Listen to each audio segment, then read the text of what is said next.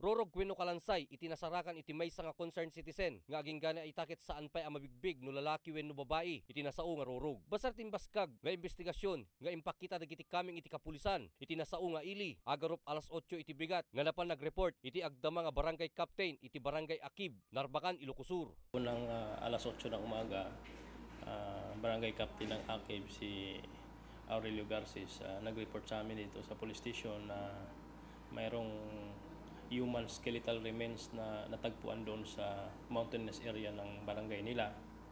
At yun, nag-responde kami at pinuntahan namin kung totoo yung mayroong skeletal remains.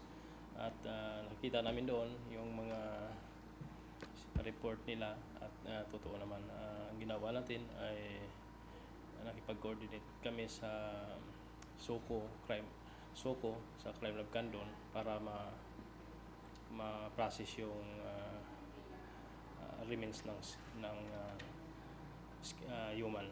Sigun pay ken tinatakamat nga opisyal, awan kanmet iti na-report nga mapukpukaw nga agnayd iti nasao nga ili. Ngem nakunana pay nga adda dagiti napan, nagdamdamag nga pampamilya nga naggapo iti kabangibang nga ili.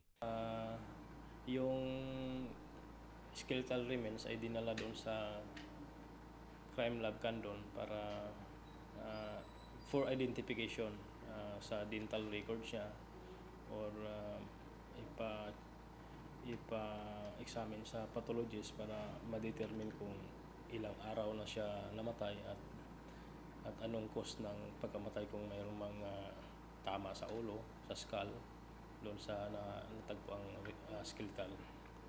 Iti kabkabanga nga nasarakan dakit adda ita, Soko Crime Laboratory iti siyudad ti Candon para iti nananay nga panakaimbestigar na. Tapno dardaras a mabigbig no anya iti katatao na. So dita nga idawdawat ni Police Chief Inspector Joseph Pajardo Jr. ngano adda mapukpukaw nga kaming iti kapamilyayo ket mapangkailaing iti PNP station. Tapno makuyog da kayo nga mapan iti siyudad iti Candon. Para iti Press Corps, Ryan Pardo.